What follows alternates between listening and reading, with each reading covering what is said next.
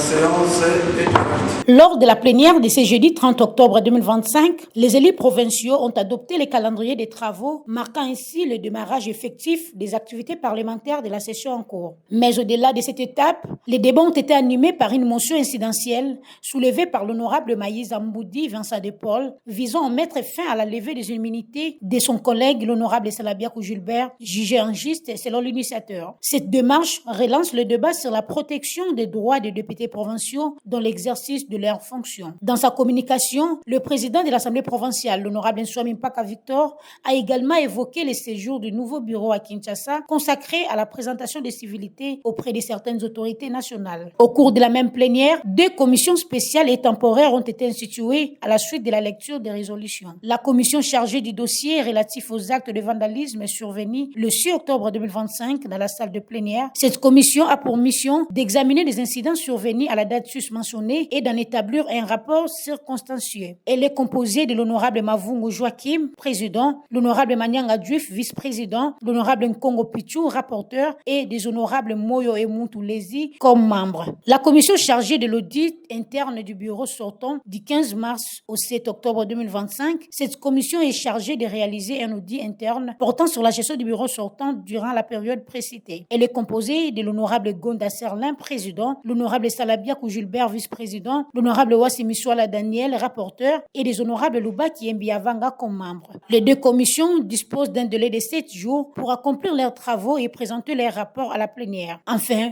le rapporteur de l'Assemblée provinciale, l'honorable Ntunga Nzenga Billy, a récapitulé les points essentiels abordés au cours de cette première plénière. Nous venons de tenir une plénière qui a comporté 5 points. Le premier point a consisté à l'adoption de l'ordre du jour et puis nous avons eu la communication du président. Ainsi a suivi l'examen et adoption du projet de calendrier de la session de septembre 2025. Après, nous avons procédé à la création d'une commission spéciale et temporaire chargée du dossier relatif aux actes de vandalisme survenus le 6 octobre 2025 dans la salle de plénière. Pour rappel, depuis l'installation du bureau définitif de l'Assemblée provinciale du Congo central, cette plénière est la toute première présidée par l'honorable Nsouami Mpaka Victor.